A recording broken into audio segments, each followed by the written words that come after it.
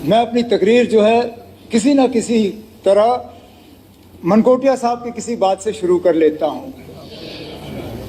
मैंने इस बार चाहा था कि सिस्टम चेंज हो और मनकोटिया साहब की तकरीर के बाद मैं उसका जवाब दूं, लेकिन वो उस वक्त हाउस में मौजूद थे नहीं और पीठ पीछे मैं बात करना नहीं चाहता था। इन्होंने अपनी तकरीर की शुरुआत में कहा कि, क्योंकि मैंने इससे पहले कहा था कि शायद क्रिकेट खेलने आए थे, फुटबॉल खेला, या फुटबॉल खेलने आए थे क्रिकेट खेला, जो भी कहा, इन्होंने कहा कि मैं इलेक्शन से पहले पेस बॉलिंग करता था, अब स्पिन करता हूं। सही बात है ना, बिल्कुल, आपने बिल्कुल सही कहा, क्योंकि समझदार कप्तान, समझदार खिलाड़ी वो है जो हालात को देख के जो है अपने खेल के तरीके को बदलता है। मैंने गेम नहीं बदला, मैंने गेम नहीं बदला, मैं आज भी वही सफेद क्रिकेट के कपड़ों में हूं। पेस बॉलिंग कर रहा था क्योंकि उस वक्त ऑस्ट्रेलिया की ग्रीन पिच थी, थोड़ा पेस का फायदा हुआ तो पेस किया। अब बीसीसीआई के स्पिन वाले पिच पे खेल रहा हूं, अब स्पिन कर रहा हूं। मकसद यही है कि हम जीतें, गेम नहीं खेला ना। हम वो लोग नहीं हैं जो शुरुआत फुटबॉल से करें फिर खात्मा जो है किसी और खेल से करें। क्रिकेट खेलने के इरादे से आए हैं, ऊपर वाले की चाहत रही तो मैच जीत के ही यहां से 5 साल के बाद निकल जाएंगे। अब मेरी एक परेशानी ये बन गई है कि बात करूं तो किस अंदाज में करूं, क्योंकि अगर देखा जाए सियासी तकरीर मैंने एलजी साहब के खुतबे के डिस्कशन के बाद जो जवाब दिया, सियासी बातें मैंने उनमें की। बजट के हवाले से बात जो करनी थी वो बजट की तकरीर में की। अब तो वैसे मुझे सिर्फ ग्रांट्स पे बोलना था, लेकिन ऑपोजिशन बेंचेस के तरफ से कुछ ऐसी बातें आई, मुझे स्पीकर साहब ऐसा लगता है कि कोई भी मतलब तकरीर यहां तैयार करके आना फजूल है, कोई मकसद ही नहीं है, क्योंकि आखिरकार ज्यादातर इनकी बातें जो है 2-3 इशू पे ही आएंगी। एलओपी साहब की मैं तकरीर सुन रहा था, मुश्किल से एक आध चीज, वो भी ग्रांट्स के हवाले से नहीं, बजट के हवाले से, जिसका मैंने पहले ही जवाब दिया ना। मैं तय नहीं करता हूं कौन बोलता है ना। अब चलिए,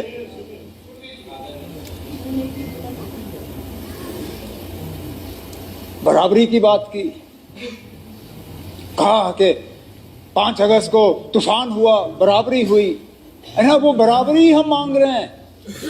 अगर आज आपको लगता है कि ये असेंबली बाकी रियासतों के असेंबली के बराबर है तो ठीक है ना, हम खामोश रहेंगे, कुछ नहीं कहेंगे, लेकिन दिल पे हाथ रख के कहिए ना, क्या वाकई हम अपने पड़ोसी रियासतों के बराबर हैं? अरे ना, हम उस बराबरी के तक, उससे आगे तो चलिए हम ले जाएंगे। फिलहाल तो हम बराबरी की बात कर रहे हैं, वो बराबरी है नहीं कहीं पे। फिर बात आती है कि हम लोग जो है महाराजा का अपमान करते हैं। जब आपके पास और कुछ रहता नहीं है कहने के लिए, फिर वही इल्जाम हमारे खिलाफ।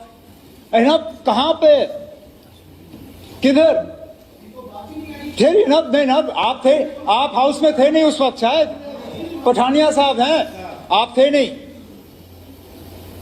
आपके बोलने से पहले 50 ऑनरेबल मेंबरों ने तकरीर की और एक भी तकरीर मैंने मिस नहीं की।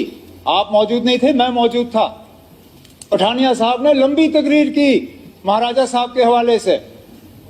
अब मैं कहां से जवाब शुरू करूं? फिर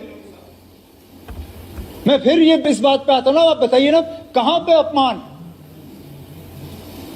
जो मैंने पहले बात की, नक्शा आपने बदला। जो महाराजा साहब ने स्टेट सब्जेक्ट के कानून छोड़े, वो भी आपने बदले। हमने कोई नाम नहीं बदला।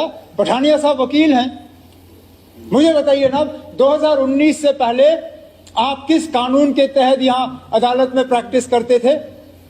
रणबीर पिनल कोड, वो किसके नाम पे? महाराजा रणबीर सिंह। आज किस कानून के तहत आप प्रैक्टिस करते हो? नए कानून। तो नाम फिर हटा दिया ना, नाम फिर हटा दिया। तो अपमान हम करते हैं या आप करते हैं, ये आप सोचिए ना अब।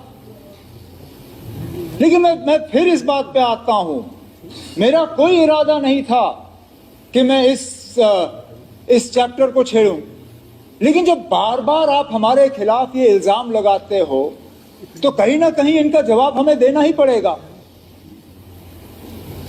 अब एक भारत की बात की, एलओपी साहब ने कहा कि अगर 4 हरियाणा के लोग आके यहां काम करें तो क्या ठीक है ना? बिल्कुल अच्छा है।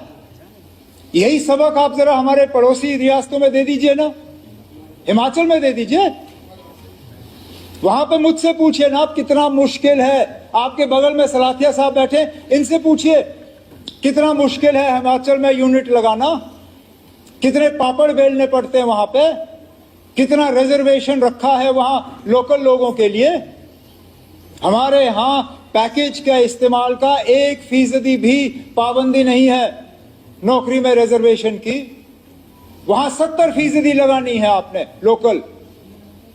तो बराबरी की बात तो बहुत आसान है करना ना, बराबरी है नहीं, हमें तो बेच डाला हुआ है। यहां पे एक श्रीलंका के इंडस्ट्रियलिस्ट आ रहे थे, क्रिकेटर कंपनी लगाने के लिए, बवाल मचा। उन्हें तो जमीन छोड़ के वापस चले गए। वो कश्मीर नहीं आ रहे थे, जम्मू आ रहे थे। और मैंने पहले दिन से कहा ना, हमें कश्मीर में इतना खतरा नहीं है, वो कश्मीर पहुंचते पहुंचते उनको जम्मू से गुजरना पड़ेगा। अरे अब चिंता है। मैं बताऊं क्यों, ठहरे ना, चिंता है। आप नहीं हैं। अरे ना, इतिहास समझिए। जब महाराजा बहादुर ने स्टेट सब्जेक्ट का कानून लाया, वो हमारे कश्मीरियों को बचाने के लिए नहीं था जनाब, वो जम्मू के लोगों को पंजाब के लोगों से बचाने के लिए था। हाँ,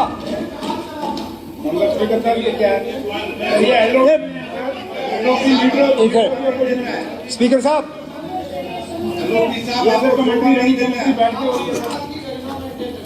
मेरी आदत नहीं है बीच में कमेंट्री करने की, लेकिन अगर एलओपी साहब को इतना ही शौक है तो अगली बार जब ये तकरीर करेंगे मैं भी कमेंट्री करूंगा। इनको ना कल परसों फिर बोलने का मौका मिलेगा। अगर इनसे बाकियों को ये खामोश होने की सबक देते हैं, खुद इनका यहाँ जिप लगता नहीं।